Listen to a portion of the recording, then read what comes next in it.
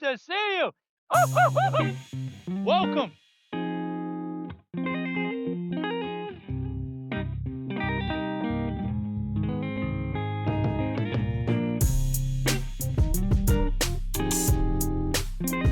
Anna Schneider. We were roommates, we were office mates, we went and did the PhD program together. It was an interesting time. And you do interesting research, and that is why I wanted to ask you some questions on radical narrative. Yeah, hi. It's good to be here. Thanks for inviting me. Yeah, and you've also listened to the podcast. You have been supportive since day one, basically. I think you listened to pretty much every episode. Multiple times sometimes. Yeah. Wow. What episode is your favorite? Oh god, that's a hard one. I think I listened multiple times to the one on nationhood. I mean, you have multiple on nationhood, I think, but like Mhm. nation to nation treaty with Gina Starblanket, I Oh, believe. yeah. Yeah. That one and well, definitely the ones with decolonized buffalo. Yeah. You Yeah, listen those are probably my favorites. Yeah, a lot of people like that one. Those ones with Rick and have even listened to Decolonized Buffalo. You listened to the last one of his, bowing out and goodbye? Yeah.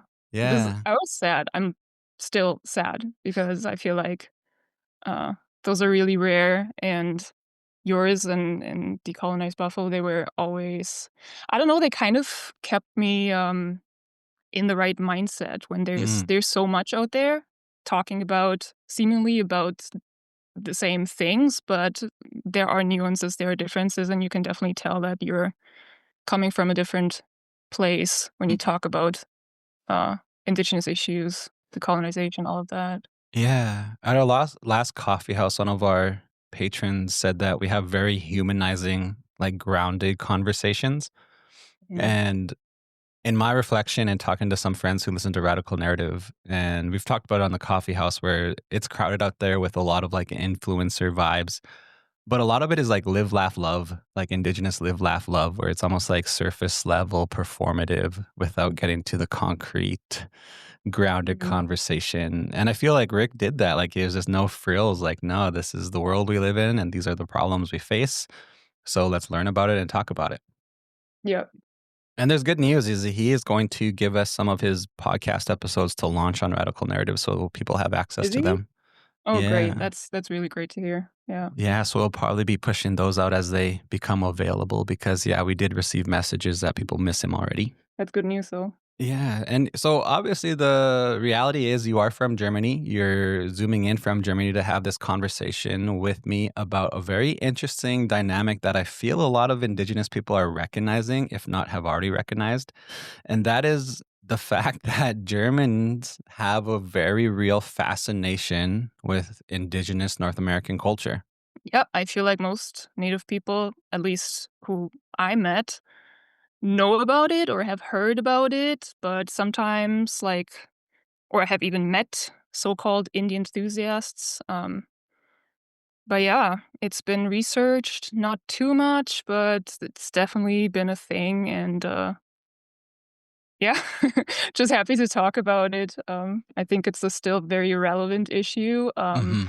Oftentimes portrayed as um, like cultural, but I think it's a very political thing. It Yeah. plays into politics, like German politics, a lot, and I'm happy we're talking about that today. Yeah, it's interesting because obviously a lot of people who like powwow or in the powwow circle or grew up dancing powwow know that Germans have powwow. They know that there's a fascination with Sioux culture and even like Lakota language with some of their portrayals. So it's an interesting dynamic. And I feel like we don't have enough of a critical conversation about it in terms of like how you positioned it. You said this is an issue, that this is a concern, and there's like basically layers to this. But can you speak to how, like, indigenous people are generally perceived in Germany today? Because there are layers to this. Well, I guess it depends on who you ask, but the most persistent, um, long-lasting image is probably it's very much shaped by Plains indigenous cultures. But at the same time, it kind of plays into like German imaginations of that. So it will be a mix of like sometimes just looks like a white dude dressed up as a Plains, native person. So, like, probably very masculine also, like warrior type, war bonnets, not necessarily like loincloth or anything like that, but, yeah, certainly like frontiers type, like stuck in the past, close to nature, very spiritual, but at the same time, like, warrior, right?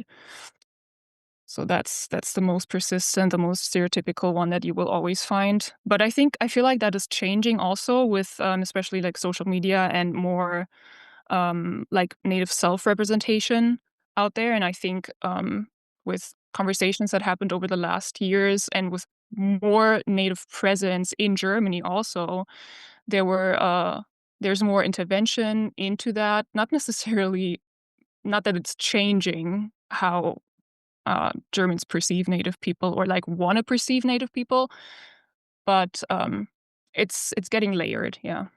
Yeah, so there's almost like this noble savage archetype where they're looking at basically like 19th century, like 1800s era of Plains Indian, like warrior culture, but also spiritual culture.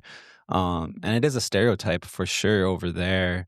And then also, I guess this is one of the good conversations too, because I always said that we should be mindful of what we put on social media and TikTok, and you have like native TikTok dancers and people basically like exposing cultural elements of who we are, and it's being gobbled up by people like German Indian enthusiasts who are replicating that to the point of where, it's like a whole identity and culture over there that's pretty wild. Yeah, and it's mostly like, it's perceived literally as German culture by now. It's like we're fighting for this stuff as if it was our own Yeah. culture and part of our culture, so we claim this. Yeah, so there's this dynamic where it's becoming like this modern cultural identity, but also it exists historically, right? It exists historically in terms of obviously Karl May, who wrote the book. What's the book called again? Like the Winnetou trilogy. Yeah, the Winnetou trilogy that existed in Germany. And then even one of the things when we were roommates, we talked about how you grew up even hearing like these phrases in German about like being an Indian. What were those again? Like Indian knows no pain, basically, idioms. Yeah, there's a couple of, I think the most widely known one would probably be that, which it translates into Indian knows no pain. I don't really know where that originates, but it's just like, I think it suggests that it's oftentimes, said to, like, little boys or just, like, children when they hurt themselves or when they need to, like, do something that they're scared of and you wanna make them feel brave about it, and then you just say, like, "Indian knows no pain." Um, so they would kind of imagine themselves to be like, what's tougher? Yeah, like, brave and, enduring. I think that's the thing, like, you wanna make children enduring in, like, whatever they like, challenges they're experiencing.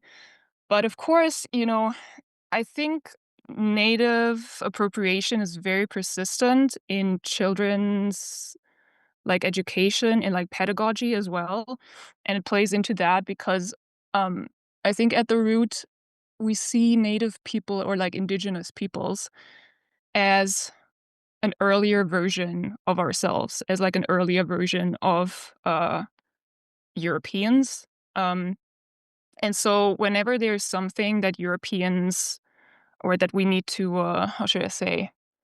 Where we need to be like, prepare ourselves to be, like, in battle or when we feel attacked or whatever, it's like this narrative that helps us to tap into this, like, more tribal warrior type nature in order to be good in combat, right? I think that's where it plays into. Which also definitely has like this relationship to invoking tribalism by obviously like the Third Reich, World War II, the German folk, because we did have conversations about Arminius, or in German it's be Hermann, and Teutoburg Forest, and the history of like, Germanic tribes resisting the Roman Empire. But there is this like this cultural tendency to, yeah, like reach back and sort of get rooted in some sort of like tribalism.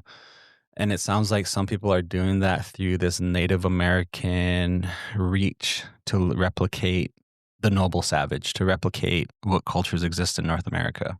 Yeah, it's true. I think there is a true like yearning for something. I mean, if you look at the roots of or when all of that started, I think the first accounts of like Germans making parallels to North American native people reach back into the 17th century. So all of that obviously started with colonization, with colonization of Turtle Island, and then the first accounts coming back to Europe and also to Germans. And I think depending on what time you're looking at, there were different needs for these stories and for these comparisons. Um, so, for example, during like the Industrial Revolution, there was like this social dissatisfaction with lack of spirituality and like um, no perceived connection or like no encouraged connection to land and all of these things. So it kind of needed like an alternative. And so I think these accounts from like so-called explorers and travel writers and anthropologists, they were really tapping into something deeper, like a yearning of people um, for something deeper, for like history, for maybe nationhood, for some type of medicine to like social ills Mhm. and for identity because that was kind of under pressure at the time Yeah. or just building, I guess. And yeah, this was then later co-opted by or this was co-opted always by like political reactionary political formations. And I think like what I want to say is I think there is always like a true yearning there, but it has to do with ourselves. It isn't a yearning for actual native people and like learning about native culture. Maybe that exists here and there individually, but it's essentially a yearning for Germanness and understanding ourselves. Mhm. Yeah, because there is a lot of like, as you echoed and made reference to and talked around, is that there is like German identity and even heritage has been like politicized for nationalist agenda, right? That there's been these very real political undertones and why Germans are doing these things, are speaking to these things. And obviously, like everybody knows about like, World War II. We're not going to really dwell on that because there's probably tons of podcasts on this out there. But the fact is that Germans do sort of have this emotional baggage tied to an identity now where where they're figuring it out, and Native American culture just seems to be something that I mean, no one's really saying no to. However, you are, right? You're saying no to this in your work, your research, and you're over there, saying that this is a problem. Um, it's an interesting thing. It's a really interesting thing, and I don't think our people analyze it to the depths that you do and that I do, because it's an outlier for us, right? This is happening across the ocean. It's over there. We know there's like these people playing Indian over there, but it's becoming a very real, like measurable problem. Yeah, you're raising a good important point. Probably, I guess that is also not just Germans who do this.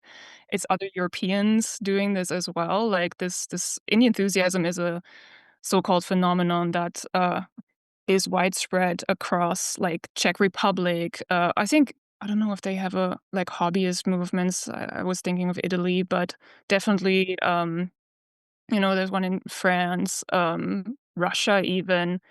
This is not just a German issue, even though Germans like the narrative of this being uniquely German and this unique love for native people.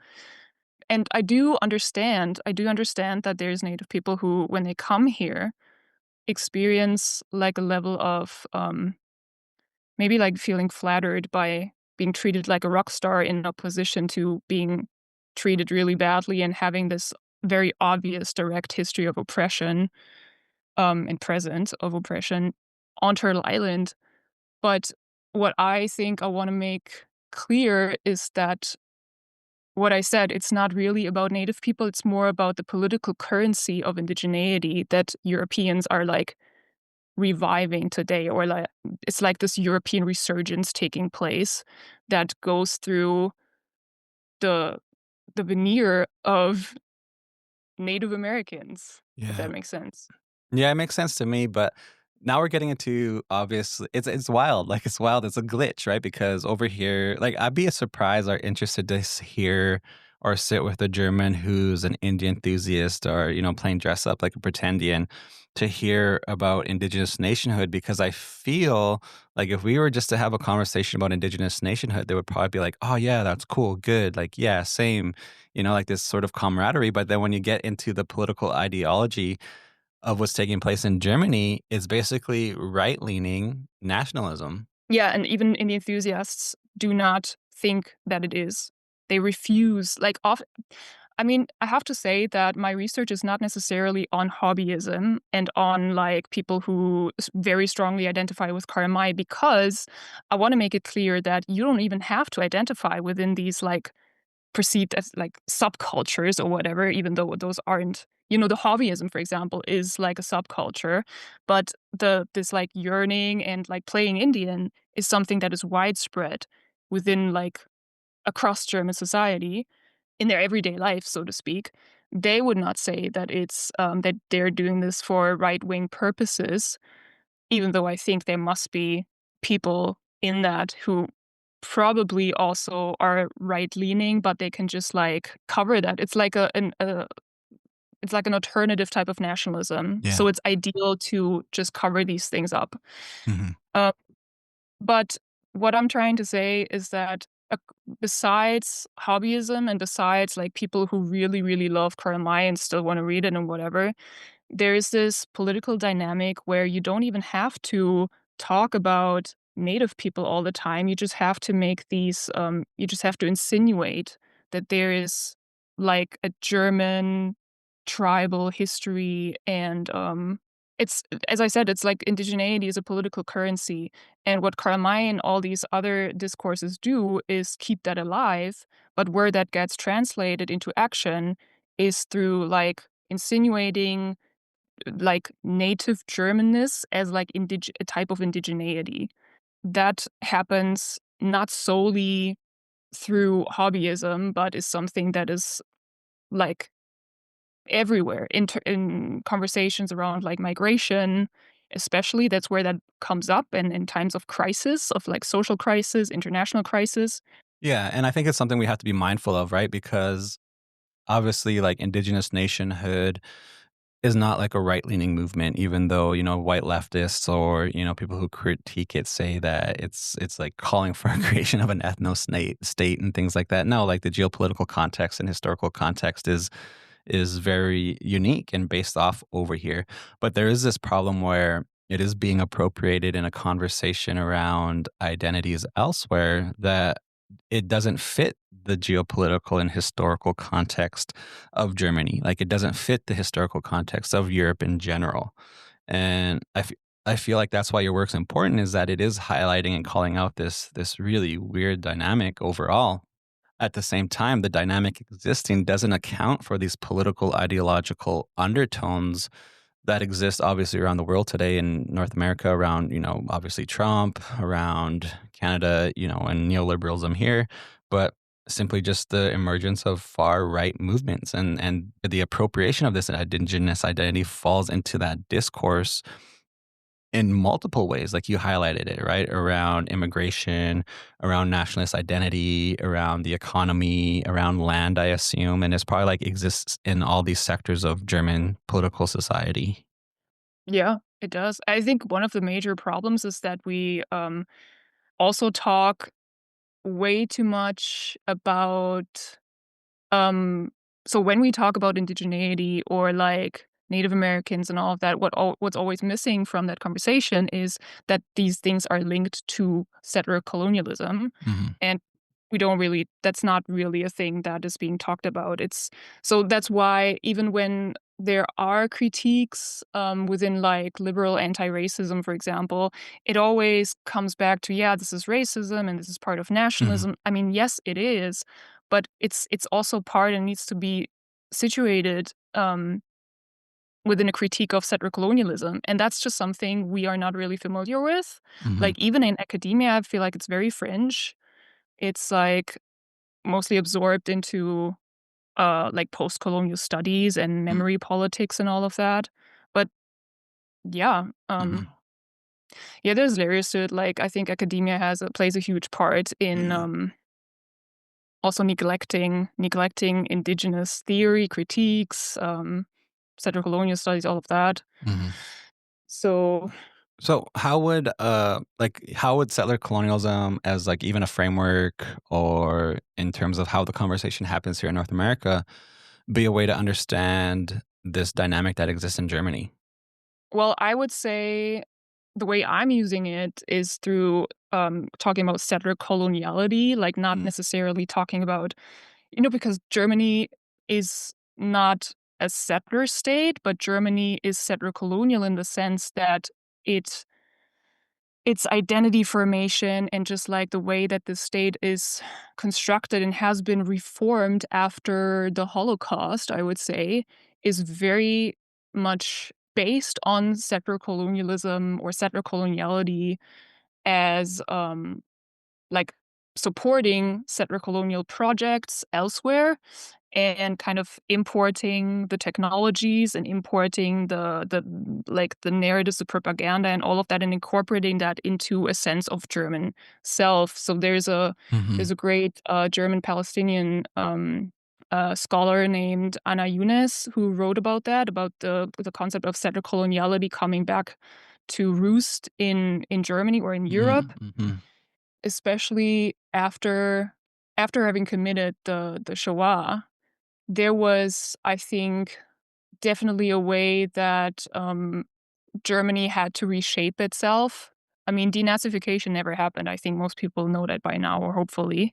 There's this theory out there which is called Sonderweg theory, so like a special path, which kind of tries to understand and provide an explanation for how Germany is unique and is different in the sense that it took a long time for it to kind of find a way into like as a modern democracy and become a modern democracy.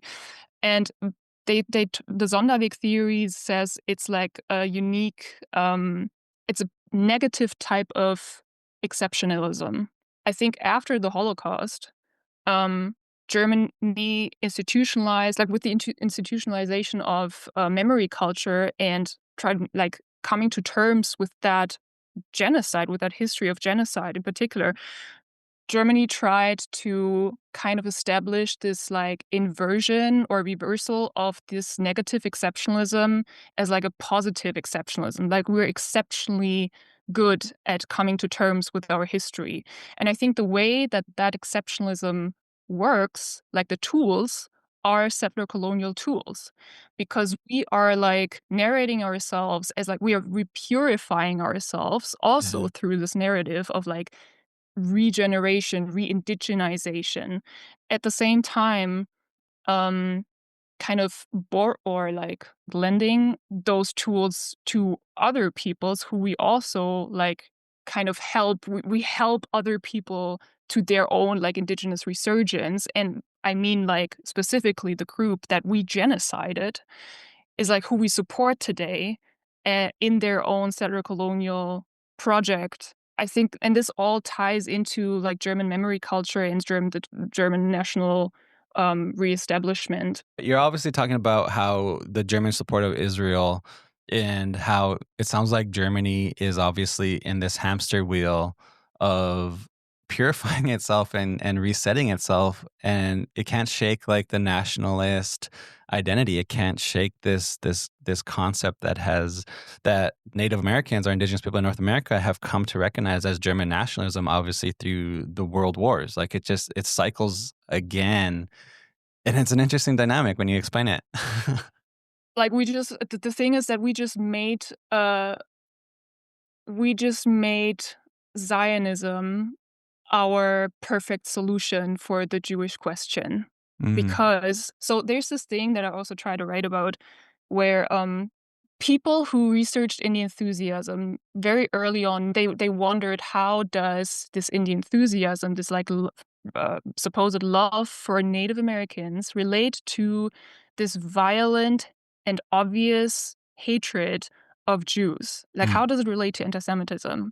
They always, like, some people see that as two sides of the same coin, and I think, yes, and it is. The new German also has to be the new Jew.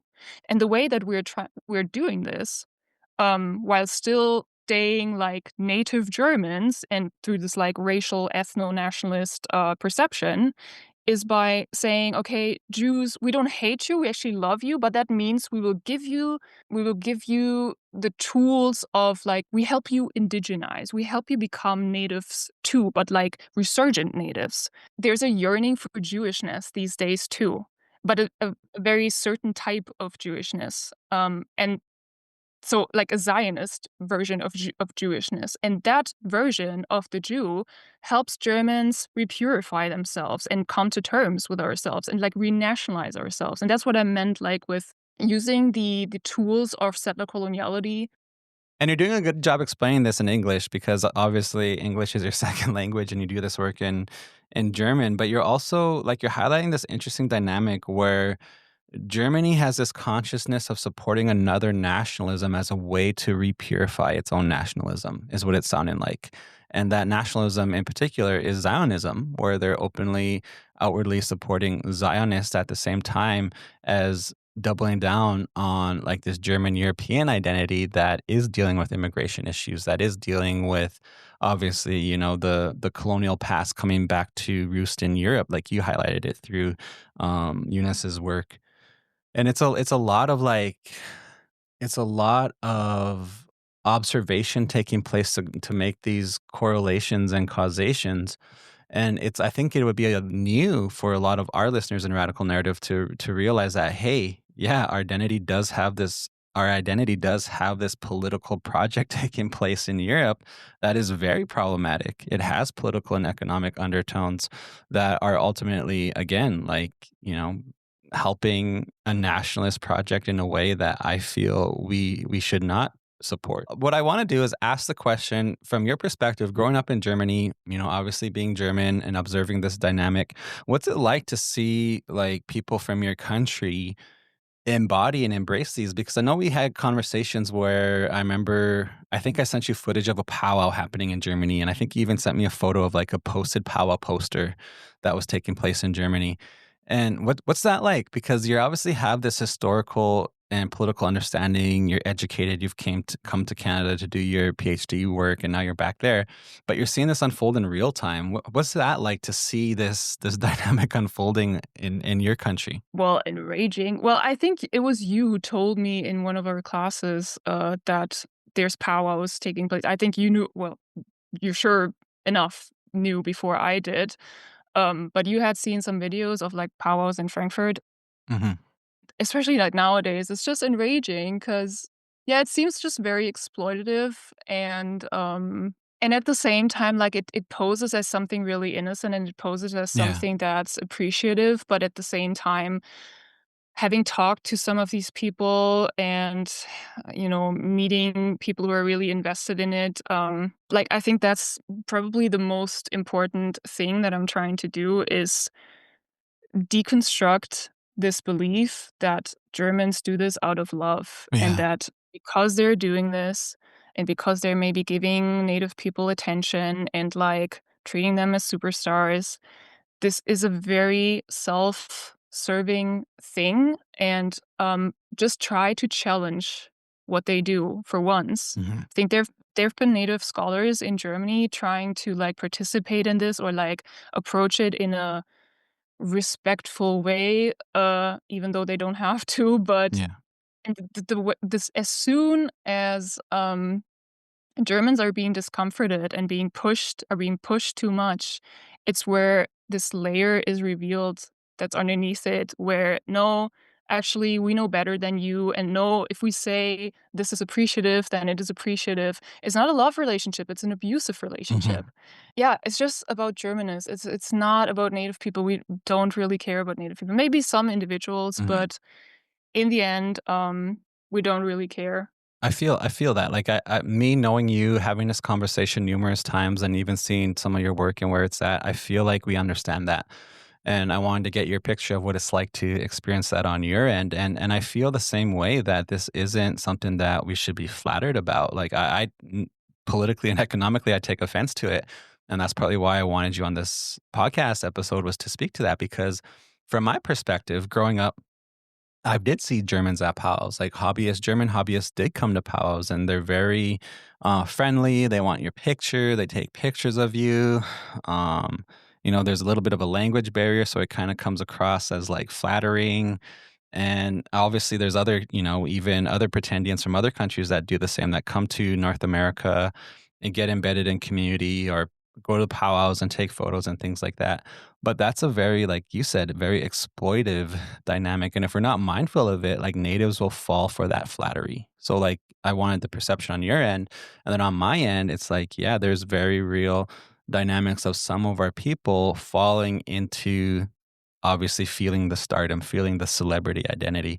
And we know this is a problem. Like, I know there was just a traditional dancer down in New Mexico that's from France, that was causing them a little bit of a ruckus. I know that there's some archaeological, historical reenactors that position themselves as native, but when you do a little bit of digging, there you find out they are German, that they came to North America, and now they're like fluently speaking English, mask their accents, and are positioning themselves as experts on Plains Indian tools and weaponry and things like that. And I would love to have a podcast on that if someone was openly willing to talk about it. But no, there's very real, like, economic and legal consequences of that, because some of the work they're doing is backed by museums. Some of the work they're doing is backed by, obviously, certain extents like academia and professional circles. And obviously by people that they wooed and have supporting them, that are native. Right, and that's what's wild, is that these pretendians that come across the ocean and get embedded here have native families supporting them. But with your work and your understanding of what's taking place in particular Germany specifically, we realize, whoa, there's like, when you peel back this onion layer, there's like this whole political economic dynamic playing out, that's linked to multiple sectors, that's linked to the ongoing, occupation of Palestine. And for me, that's like the big, like, wild dynamic unfolding here, with this simple flattery of a German or a pretendian coming to flatter you in your outfit or visit your community. Yeah, I guess what I also would wanna add is, so I certainly don't blame Native artists, dancers, performers who participate in that, like, Mhm, that's not what I'm doing, but what I wanna say is the fact that, I wanna say that you will be utilized. You will be utilized, or that whatever you do and however you present yourself will be utilized against your own people, because that's what happens through, like, if this certain type of presentation is maintained, that's also how we will in Germany discuss like authenticity and all about that, and it kind of reaffirms our perception of like what native culture and what native people are. I guess if there are actual native people who participate in it, who say like, yeah, maybe some parts of that are similar and or like are even accurate or whatever, it makes it easier, I think, for people who aren't native to come here and to say, yeah, okay, we can do that too. We can perform in the same way. There's no like, there aren't enough, like, how should I say, structures in place in Germany to expose people for that. mhm, It's just like, as long as this standard is maintained and this particular type of native presentation is maintained, or that increases the risk of imposters coming in and being able to, just recreate that very easily, mhm. because there isn't a lot of native, like, diverse representation. Yeah. um, it serves people who want to have, like, very specific versions of Mhm. natives, but it doesn't really, what is often said, it doesn't really help cultural understanding or, like, exchange.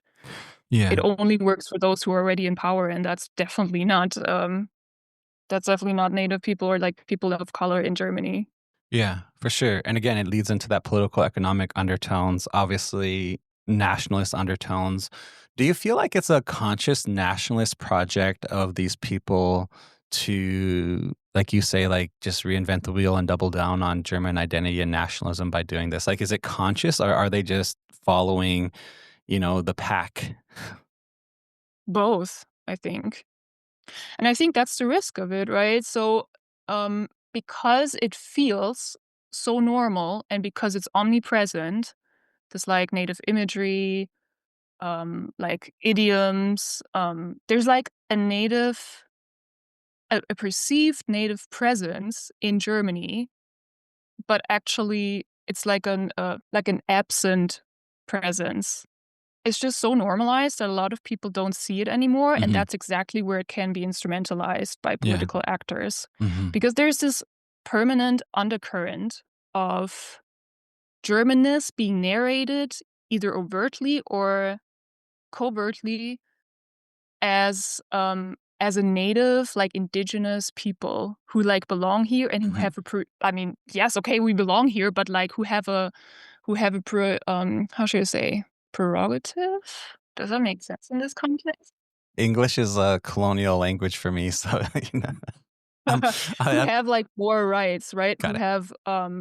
Who have, like, racial sovereignty, basically. Mm, It's linked to the construction of Germanness and the German nation as, like, a racial mhm, nation, and mm, the the stories and the implicit, like, narratives of, like, Indianism that are here culturally that people don't perceive of anymore are helping this.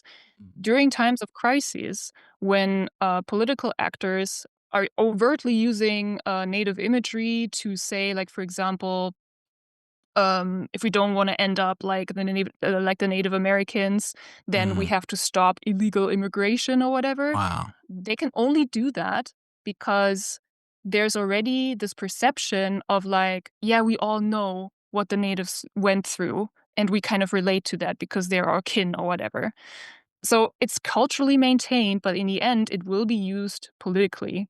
And that's what this comes down to. And I think not everyone knows that, and not everyone.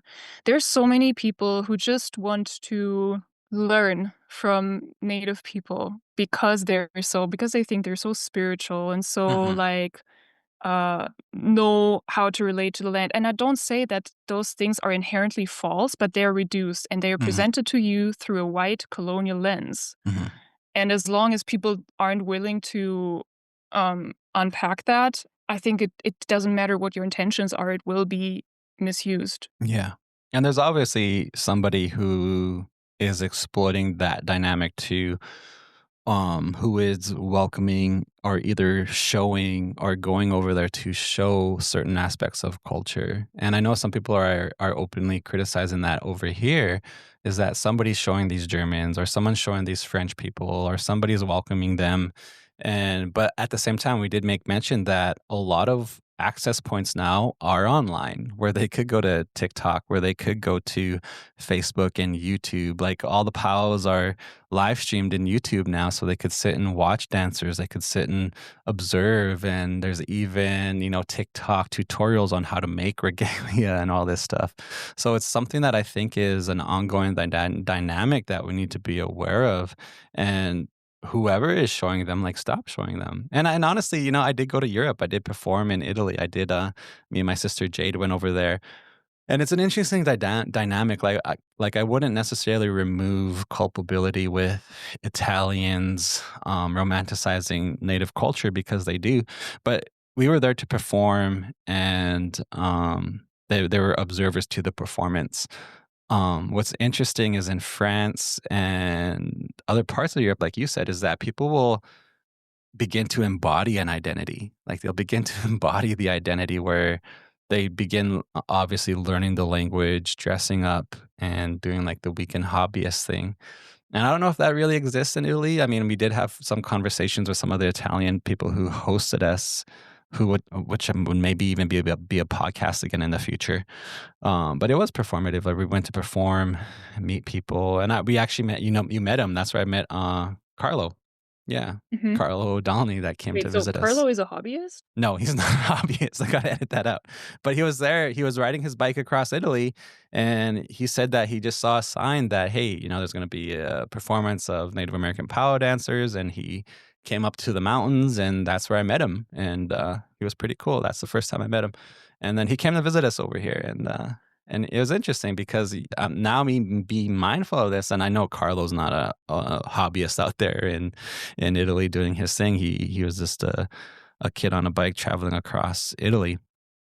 But it's an interesting dynamic that I think some people aren't mindful of and need to be mindful of. And it's interesting. Like, that's why I wanted you on here. And I wanted to ask you specifically, too, because I know in North America, there is also this dynamic amongst like settler populations to reach back to tribal past. Right, reach back to a tribal past, and that exists in Germany, obviously, as you're highlighting, in other parts of Europe, likely to certain extents and different layers, but they also like overreach like big parts of history, right? Obviously, like what comes to mind for me is like feudal Germany, or like, obviously centuries of like the Middle Ages, but they're reaching back to like the specifically tribal identity. And you see that in North America with people saying they're Vikings, or, going back to like Germanic tribes too. But there's a big gap of history there. I want to ask you the question of what is some elements of German culture that you feel are overlooked that don't necessarily have this political baggage that, that people may not necessarily realize is, oh, an aspect of German culture. I have an answer, and I'm gonna see if you say it, and if you don't say it, I'll bring it up. Okay, no pressure. Um, I'm always trying to say that German culture and German identity are not just shaped in Germany, they're also shaped abroad, like through German settlers. Mhm. And typically, that is not perceived as an element of German history or like German national, like any Interesting. like culture or like national identity. So probably I would say like, I don't know if that's what you thought of, but That's a good I answer. Like, that's a really good answer. I didn't even think of that, how German identity is shaped, obviously, by their expansion also, and that, people's perception of Germany is obviously through some of their settler migrations. and Germany would not be a nation state, like, Germany wouldn't be what it is today without settler colonialism, so I sometimes find it funny or, like, really ignorant to say that, even to say that Germany was never colonized the Americas, like, maybe formally, okay, but I think what are the numbers? I don't have the numbers, but, like, I think um, every 3rd American claims to have German ancestry, and then in Canada, Saskatchewan is mostly settled by people who also, say they're some type of German. Um, I think German is the biggest ancestry group that, Canadians in Saskatchewan claim, Mhm. and so, yeah, so obviously and there are historians, like, there are German Canadian historians who say very specifically, like, in their 20th century, histories that it kind of offends them that the German settlements of the prairies are not kind of celebrated enough and are not, Mhm. mentioned enough in other history books. Mhm. Interesting. So, Yeah. it, yeah, anyway, but I think you were thinking about something else, so now I'm Well, curious. I want to unpack what you said there because there is some interesting dynamics. Number one is that, yeah, Saskatchewan does have a pretty big German familial lineage amongst settlers. But we could talk about that identity too, because that's also, I don't know, like, for lack of a better word, an identity in crisis where there are German last names that show up on the rolls at university, right? Because University of Saskatchewan, big settler population, agribusiness school.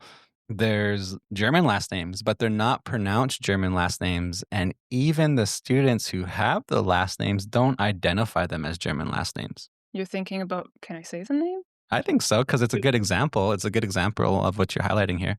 So, when I was a TA, I think there was a student, and I went through the name list, and I saw that the last name was Müller. And then I saw it like, "Oh my god, there's a like, sister, hey." I was like, "Okay, so and so Müller," and she's like, actually, it's Muller." And so I was kind of irritated by I mean, I didn't know how long she had been there, but it was kind of noticeable how there is, like, this Mhm, rejection of, German connections or whatever. mhm. Maybe that's the story you think about, right? Yeah, that is the story I think about because, yeah, there is a big, German last names of settler Canadians who did lose aspects of heritage and identity for the settler Canadian colonial project. But there's also this interesting dynamic too of if someone didn't know that you were from Germany, people would probably think you're from like Saskatoon or like rural Saskatchewan. Same with some of the students in at the University of Saskatchewan. Like there is a very like German identity and look that people just don't realize is yeah, this is the result of settler colonialism. I was just like, I'm thinking a lot about that, about these dynamics also when I was still there.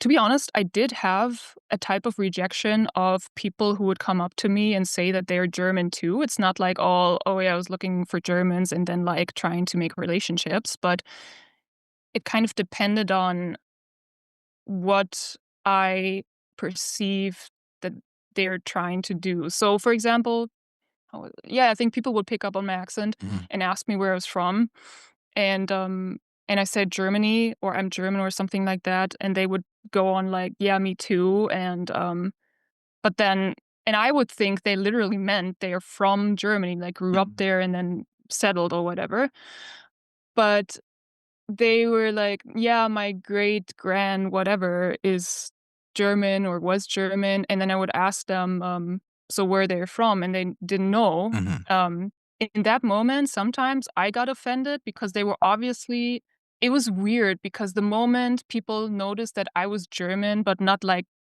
identity German, but like from Germany, an interesting dynamic happened where I was suddenly feeling like I'm being fetishized now mm, because they were seeing something in me that typically Germans here are seeing in native people, which is a type of like originality. It's like, oh mhm, my God, you're the real type, you know? mm, And I was like, okay, these things are definitely connected somehow because of identity crisis, because of disconnection.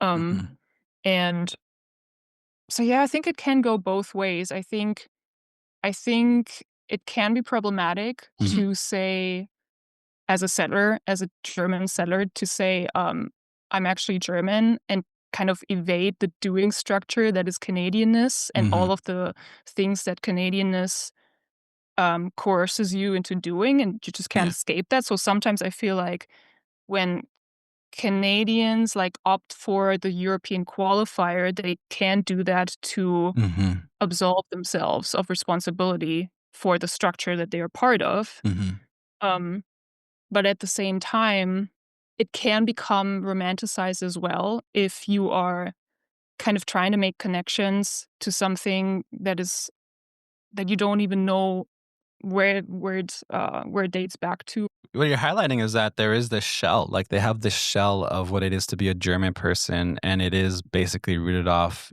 their family coming here. But this is an example of how like settler colonialism messes people up also. Like they get put through the washing machine where they're like this shell of this historical identity, they lose touch. There's no relationship to the language. They can't even pronounce their last names. Maybe there's the occasional dumbed down dish that's been passed down through the generations that no longer resembles a German dish, but they claim it is. And then ultimately, at the same time, having to uplift and uphold a Canadian identity. So it's almost like, in my mind, very psychologically manipulative in terms of settler colonialism to have these identities that are very chaotic. And then at the same time, you have Indigenous people who are rooted in place, identity, language, who want to know about other people. Like when we were classmates, I was like, oh, you're from Germany. Cool. You're a real German, wanting to know about you. And then coming at it from a strong identity, both you and I recognizing, oh, there are these very chaotic identities of other people in the Canadian settler colonial project that in many ways don't make sense and are basically existing to occupy my lands and my territories for the Canadian state. But I do need to say that you also complicated my sense of Germanness, You're like, welcome. it thank you.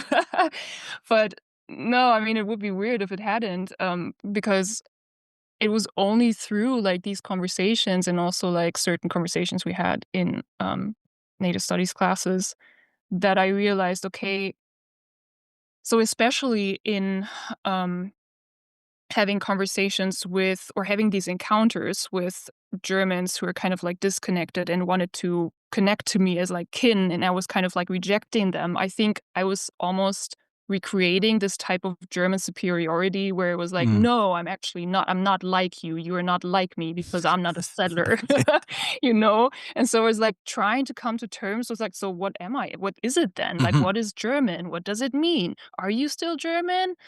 All of these things, and so it was like there was a time when I had a real identity crisis around these things too, and kind of wanted to understand like, also wanting to understand, like, what does indigeneity mean in Europe, you know? And I think there's a tendency among settlers who are learning and who are aware of the harmful structures they're part of, who then sometimes will try to reconnect or like reclaim their heritage and their lineage and whatever, their roots. But they also do this or can do it in a way that kind of tries to indigenize Europe and kind of Mm. tries to see Europe through this like indigenous lens, which is Mhm. also problematic because then we come back to what happens in Germany, right? Like where Yeah. nationalists are doing the same, but like for different reasons. I think it's very complicated in that Mhm. way. I think we cannot possibly escape the fact that Europe is just like completely invested in colonial systems too Yeah. and in colonial like identity construction. And just because this is Europe doesn't mean that we're in any way more rooted and more like uh or like rooted in a more sustainable type of identity. That's just bullshit. And I think I only realized that when, uh, I looked more into settler colonialism and how Germanness abroad in settler colonies actually also shapes Germanness in Germany, Yeah. right? So it's all related. It you can't evade this stuff. You Yeah. can't escape it. That makes sense. I like it. And I really like it because I just thought about how we would have these conversations and there would be settler Canadians listening in on this, going through this crisis of like, holy shit. And it would be psychologically challenging for them to realize that, you know, my identity isn't what I think it was. I see Canadian identity as being a problem. And now I'm seeing my European heritage, our history also being a problem, even if I try to re-invoke that. And I think that's a great conversation just to leave listeners with who are settler or who come from European countries is that it is a very chaotic existence that settler colonialism has, I feel, intentionally created. Like, I feel like settler colonialism requires a settler colonist to go through this crisis to maintain its political agenda because it will double down. Like settlers, like my saying is always settlers gonna set, right? Because that's gonna be the mechanism. It's gonna double down on, well, we came here, we built this country. My family did come here, we built ourselves up from nothing. Let's make that our identity. And then it doubles down on a nationalist identity. And I feel like just these conversations between you and I coming at it from very real lived experiences of place and space, in particular me being indigenous, I think people just recognize the fact that, oh, these two are talking about something that I cannot relate to because in Native studies and decolonial theory, I'm deconstructing this. And then at the same time, I'm becoming more aware of settler colonialism. So it does create this like chaotic structure in their mind. From my observations, because I was just thinking back on some of our like people who did sit on these conversations kind of get glitched out. And then there's the tendency for them to disassociate completely. Like, I'm not going to have this conversation. Let's go about our day. Let's go to the cabin this weekend. Let's just live our lives. It's a theoretical problem, but no, this is a very real dynamic that's ongoing. And maybe it only exists in Indigenous studies discourses or people who read decolonial theory and come to terms with this, and even like to certain extents, maybe even political theory. But this is the conversation I wanted to have with you, and I'm glad we're having it. Yeah, me too. I'm always glad. Like, I'm so happy to have a conversation with you and like in real time. I miss these actually a lot. I miss being not even being in class, but just having dinner somewhere and having these conversations. Yeah. Yeah, for sure, and I remember even, like, even breakfast when we were roommates, we'd wake up and all of a sudden have these big conversations before we were even on campus, or then we get to the office and then continue the big conversation. Well, I guess I could be a little overbearing sometimes too, 'cause I like, there was so much stuff going on in my head, and you were the person who were like you always had to bear the brunt of my, It was a learning experience. I did learn a lot from you too, in particular, analyzing even obviously from my perspective, the settler in Canada. And the I feel like our consensus on how we explain settler colonialism in Canada, and this was my answer to the question I asked you, evolved around bread culture, the culture of bread. oh my god. Is that a specific history though? Well, I don't know if it's a history. I think it's just a way to contextualize what we talked about in a very physical example. Mhm. So that was in the car, right? Do you like, are you thinking about this very specific moment when we talked about it? Yeah, well, me and my girl's mom, I remember we were well, she was a roommate also, and then we went to find this bakery, right? Because there's this rumors in Saskatoon that there's this German baker that went and learned in Germany and learned how to make German bread. And it was like this little, like, I don't know, little folklore, mysterious conversation that people were having in Saskatoon, like in academia and just like the community that, yeah, there's a German baker and they make very authentic, real bread. And you heard this and said, "Let's go to the bakery. Let's go pick up bread and try it." And then so we had these conversations around bread there for a while. Well, I remember a different scenario where I was in the back of your car, and I was like we were kind of talking about, or maybe I was raging about the bread quality, You were. and it You was were. You were yeah. always raging about the bread I was quality. always oh my god. And I was kind of getting philosophical about it, and I was like I was so unnerved and so frustrated by not having bread and realizing how important bread is to me that I think I said something like, "The quality of the bread reflects the quality of society," or something like that, and I was like, "And this society is kind of lacks substance and is Yeah. very white." 'Cause there's, like, white bread everywhere, even the Yeah. sourdough, and I just refuse to say sourdough bread is white. Or like what called white bread sourdough anyway, so I was like, very supremacist about bread culture, definitely. Yeah, that was the conversation, and it clicked for me because it's like, yeah, I think that is the physical example of Canadian settler culture. Is that you came from this history of, like, having very articulated structure, like, even the last name Mueller, right? Miller, like, the person who runs the mill, that there's this history of, like, grain and bread and, like, farming in Germany, but that's all been abandoned for, like, this enriched white bread or these imposter breads that aren't even very like, aren't real. Like, I don't even think you yeah, I don't even think you were fully satisfied with any of the bread options. And even the story of going to find this baker, you went to talk to them. Like you were like, "Can I talk to the baker here?" And you talked to them, and we found out he didn't even go to Germany. Like he didn't even go to Europe. He's just the baker. Didn't you come from France? I don't know. I think it was just. I don't think he did. I think it was just. He said that's a rumor people started, and people always ask him that, and he's like, no, he just makes bread. Oh god, okay, you remember more than I do. But I'm kind of embarrassed by my snobbery, though. Yeah, we wanted to write the Bread Chronicles, I remember that. Yeah, the Bread Chronicles. Very. Fill me in on what that is. I think we were just at Kirk office and again, reflecting about bread, probably because I complained about bread, and then you said we should, um, bring these thoughts together and write the Bread Chronicles. I don't know. It never happened, but you did a long oh, I remember. You bought a loaf of bread, like real authentic, supposedly bread, and ate it, and you were posting a post on Facebook saying that that's the like, it was I guess it was good bread or better bread and not white, and you were like, "Oh, I can eat half a loaf of bread and feel good." So there's I don't know, like, trying to reflect on the differences between, like, white bread and real sourdough, and then we just decided, "Okay, we will write the Bread Chronicles one day with a settler colonial analysis, like, with an analysis of settler colonialism and how it shapes food systems or bread systems."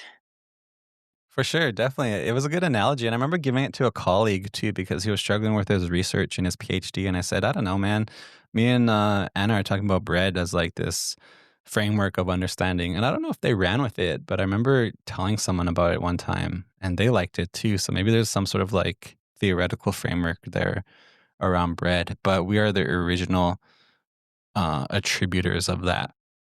That's okay. Yeah. That would be good. Yeah, it's an interesting dynamic because we do have a very real colonial relationship with bread too, right? Because obviously our traditional breads aren't really as traditional as we think they are.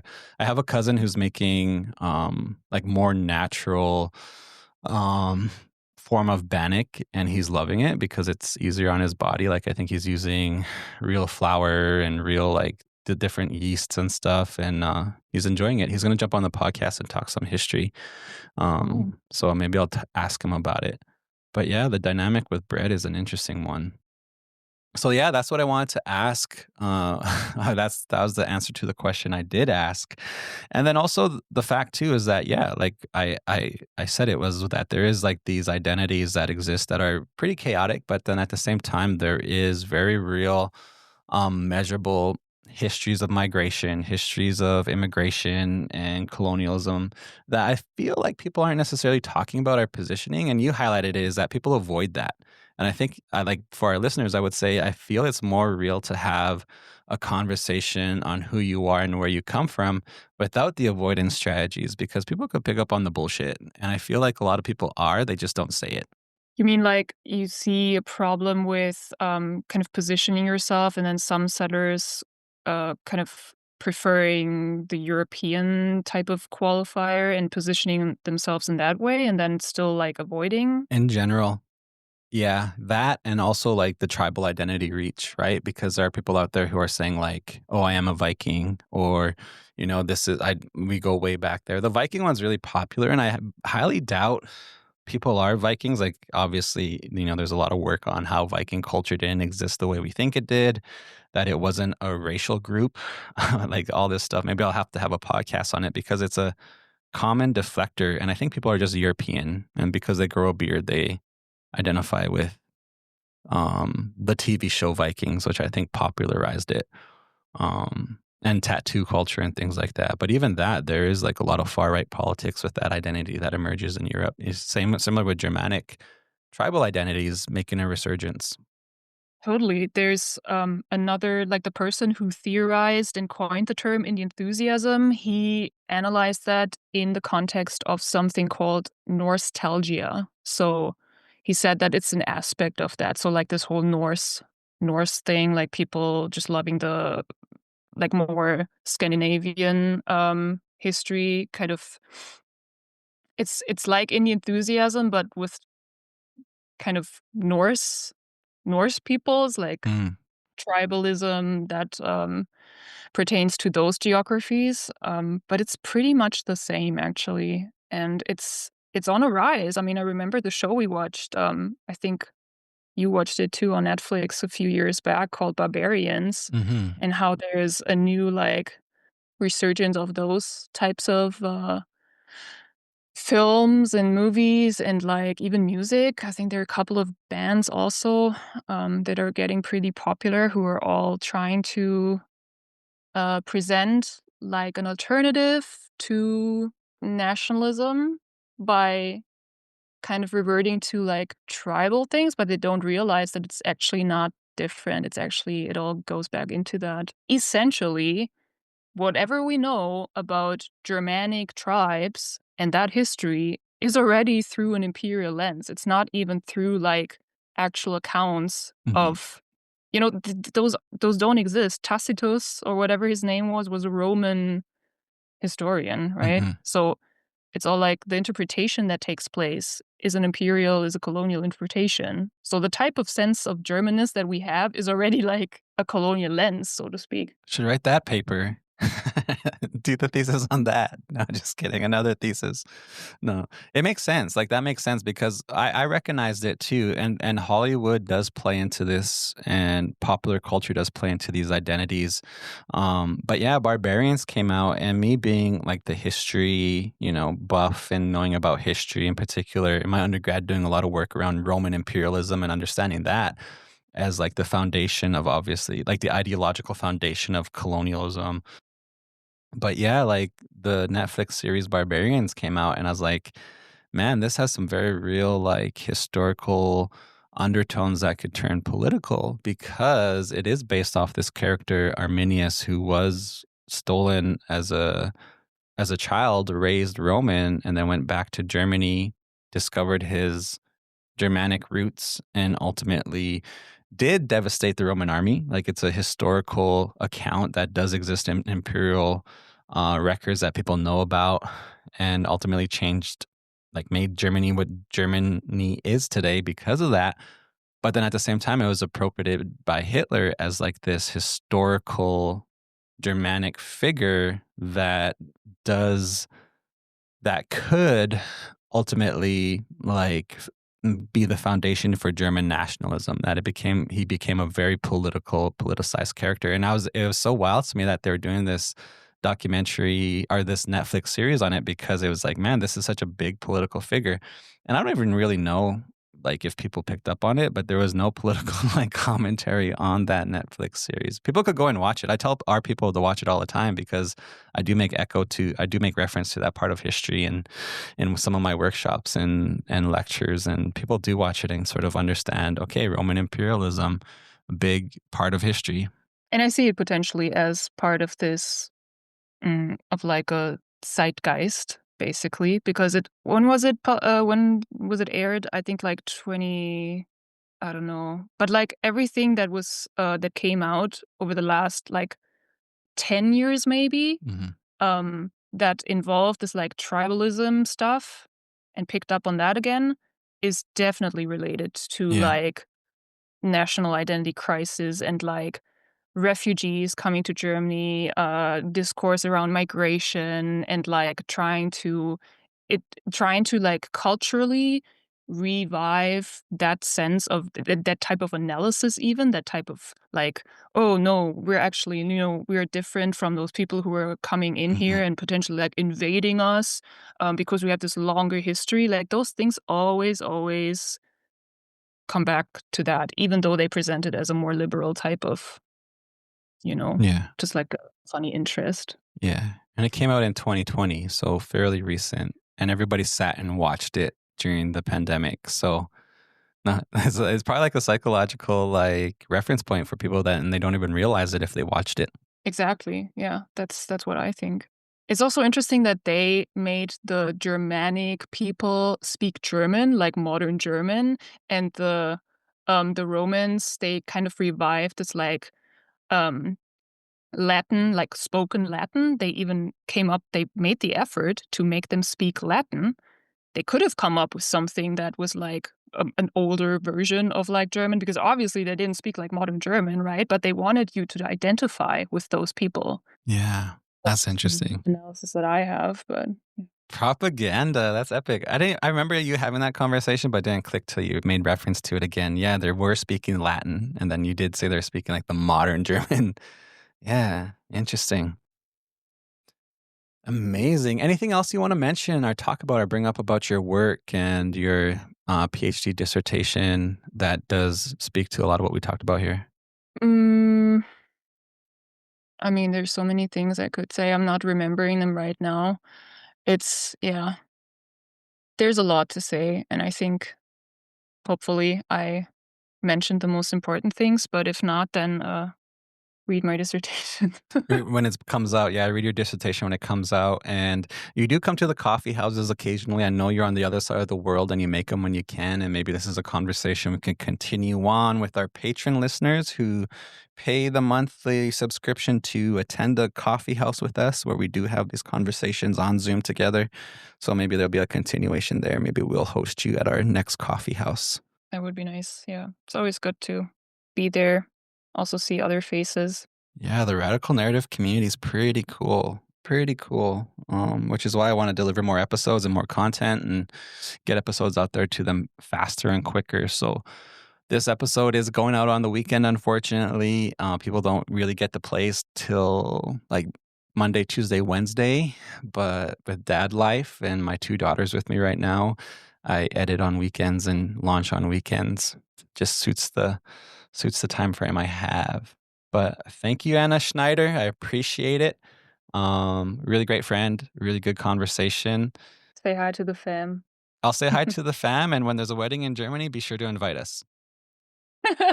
I promise. But you have to come. I do. I definitely want to go, and I know that I know we were talking about Arminius and that part of history, but me knowing that focal point and pivot point in history, I definitely want to go see Teutoburg Forest. Like that's on my bucket list. Obviously, I definitely want to get there and see where this, obviously this tribal Germanic person slaughtered tons of Roman imperial legionnaires. I feel like it's a part of something I need to do internally, is to be in that space where there was a resistance. But at the same time, there is political ideologies that played out after that. Yes. Yeah. But yeah, let's do it. I want to join you in that. Okay. All right. Thank you, and we'll talk soon. See ya.